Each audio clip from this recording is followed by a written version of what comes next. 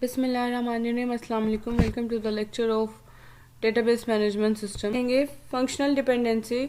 तो अगर मेरे टेबल में बहुत सारे एट्रीब्यूट्स, उसमें क्या जो है डिपेंडेंसी है, उसके अंदर क्या रिलेशनशिप है, वो हम फंक्शनल डिपेंडेंसी के थ्रू जो है रिप्रेजेंट करते हैं। कैसे जो है, अगर आप देखो यहाँ पे जनरल फॉर्मेट है x गोज टू y। मतलब इसका मतलब क्या है, x जो है डिटरमाइंस y।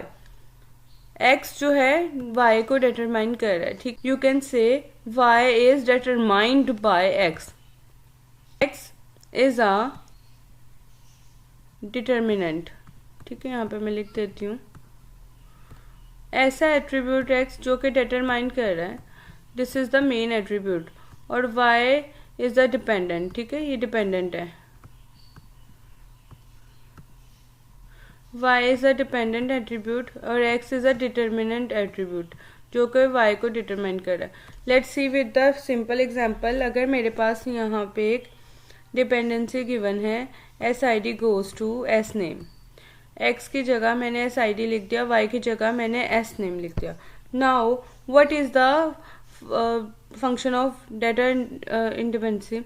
अगर मेरे पास यहाँ पे दो वैल्यूज में डाल, अगर मैंने यहाँ पे कोई एक वैल्यू डाली जैसे राबिया, ठीक है, और यहाँ पे कोड डालिया, मुझे यहाँ पे कंफ्यूजन है कि यहाँ पे दो अलग अलग नेम है या फिर एक ही नेम है जिसकी वैल्यू दो बार लिखी गई है। जैसे सपोज अगर मेरी क्लास में अगर मैं स्टूडेंट नेम देख रही हूँ कि राबिया जो है दो हैं, तो यहाँ पे दो लिखे हुए आ रहे हैं, तो यहाँ पे मुझे कंफ्यूजन हो सकती है क्या एक ही राबिया है जिसका दो दफ़ा डाटा है, यहाँ पे दो अलग अलग राबिया है।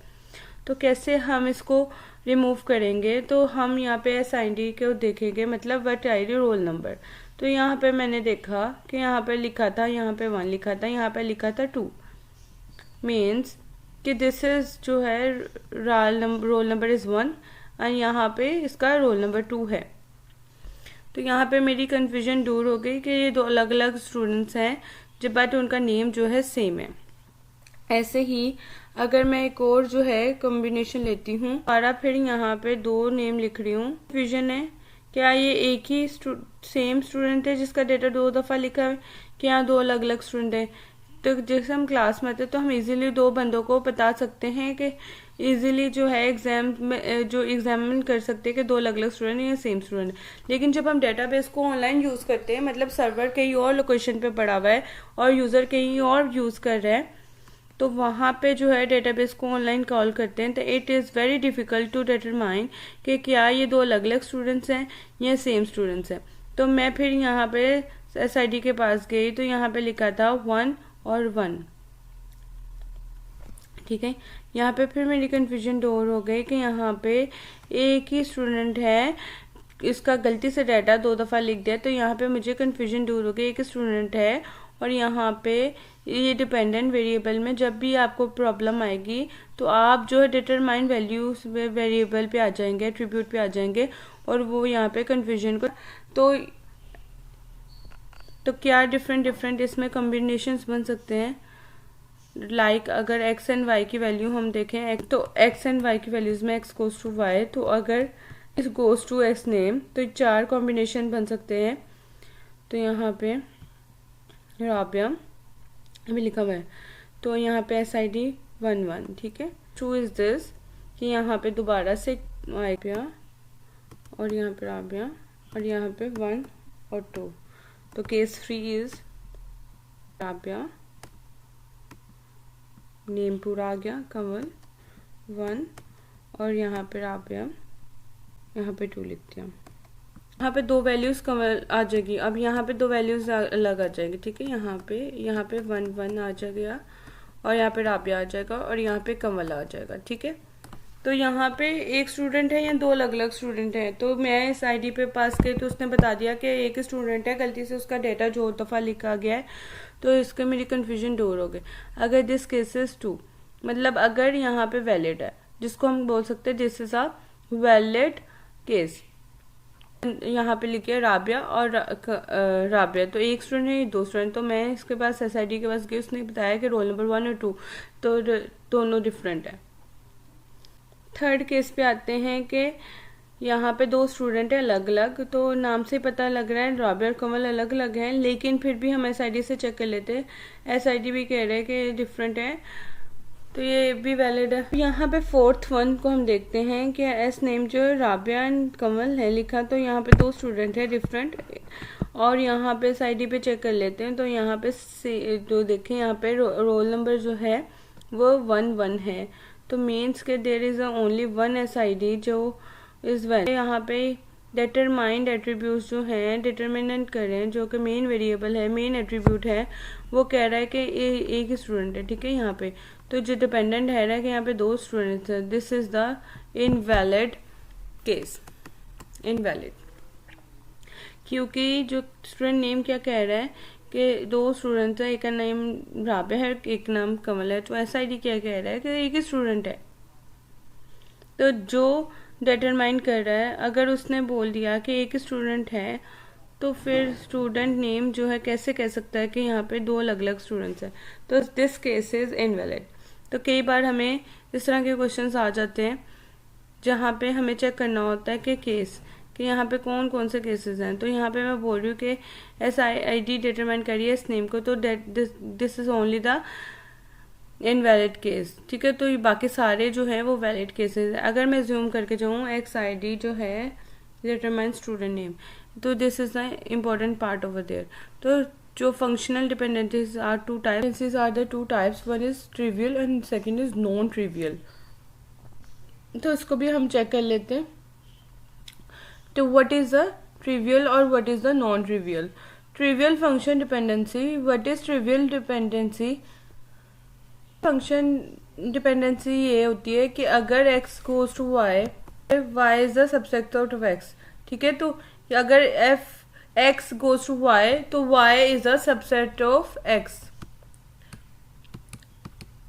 This is the general formatting, ठीक है। इसमें आप कुछ भी इसमें लिख सकते हो, student ID, student name, student name, student phone number, father name. तो यहाँ पे लिख देते हैं y is the subset of x होगा। तो what is the meaning of that कि both SID goes to SID, ठीक है। दिस इज द यहाँ पे XID, ठीक है। तो यहाँ पे x और y आ जाएगा, तो ये y is the subset of x, ठीक है। तो यहाँ पे ये हर वक्त जो है वो ट्रू होती है, ठीक है। ये इस केस को आपको बनाने की जरूरत नहीं है 4, क्योंकि ये हमेशा क्या होती है कि वैलिड होती है, ऑलवेज ट्रू होती है। तो रीजन बिहाइंड दिस कि जिस भी चीज को हम लोग डिटरमाइन कर रहे हैं वो लेफ्ट हैंड साइड का ही सबसेट है।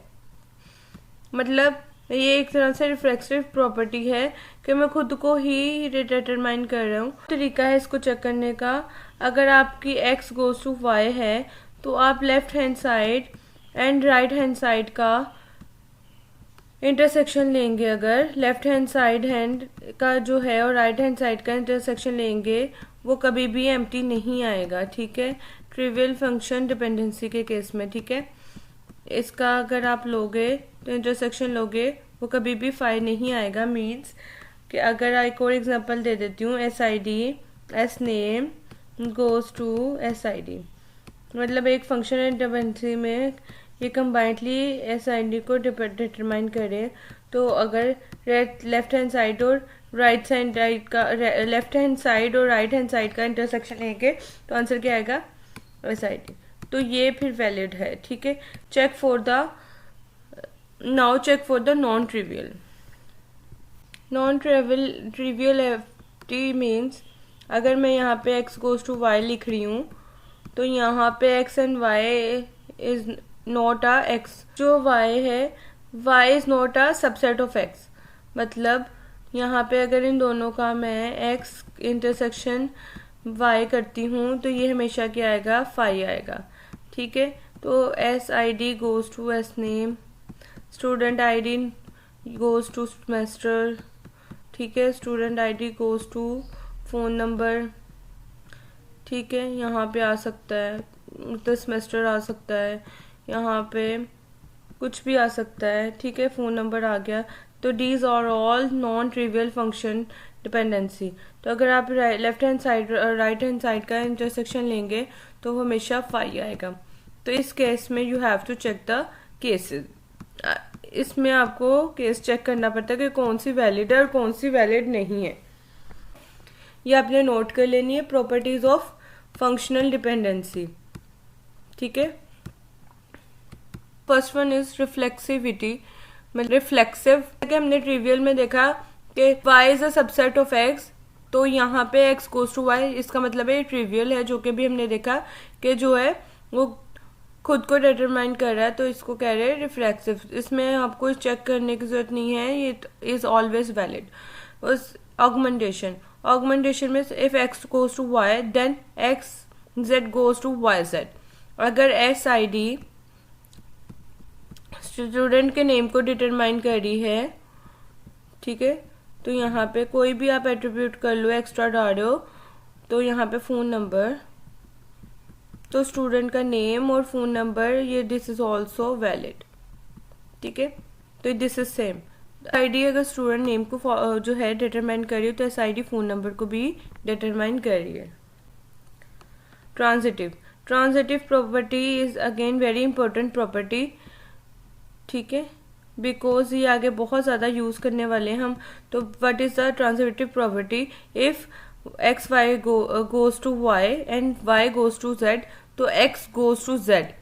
ठीक है, अगर स्टूडेंट की आईडी स्टूडेंट के नेम को डिटरमाइन कर रही है, ठीक है, और स्टूडेंट का नेम सिटी को डिटरमाइन कर रहा है, तो स्टूडेंट की आईडी जो है सिटी को डिटरमाइन करेगी। ठीक है, यहाँ पे तो बहुत ज़्यादा यूज़ होगी। उसके बाद union, x goes to y, y goes to z और x goes to y z, तो हमने इसका वाई और जेड को यूनियन कर दिया। Decomposition, x goes to y z और जेड गोज टू वाई, तो x goes to y z. तो अगर आपको x Y goes to z आ जाएगा, तो क्या हम ये लिख सकते हैं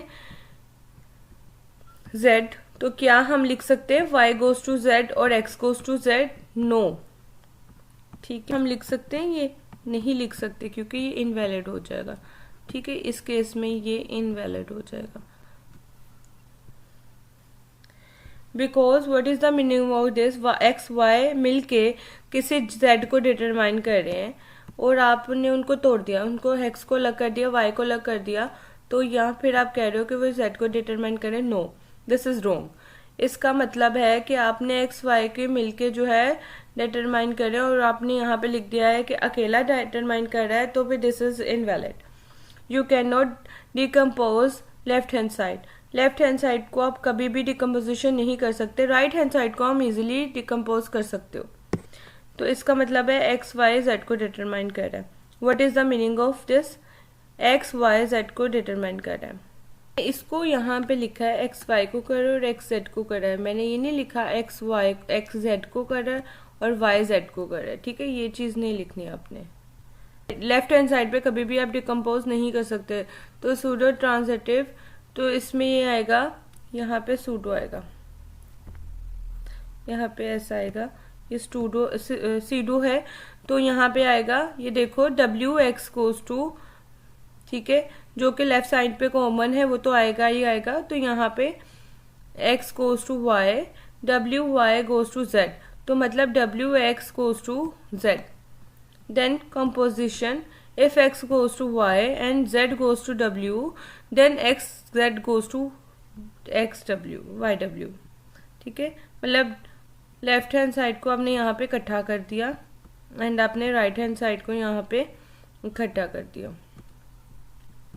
तो ये प्रॉपर्टी काफ़ी दफ़ा आपको पेपर में या इंटरव्यू को पूछ सकते हैं, मगर अगर इनको प्रॉपर्टीज़ में आपको यूज़फुल आएगी तो ये वाली होगी, ट्रांजिटिव प्रॉपर्टी होगी। ठीक है, तो ये बहुत ज़्यादा इंपॉर्टेंट है, एक ये और एक रिफ्लेक्ट। तो ये डिकम्पोजिशन भी याद करनी है, लेफ्ट साइड को कभी भी आप ब्रेक नहीं कर सकते।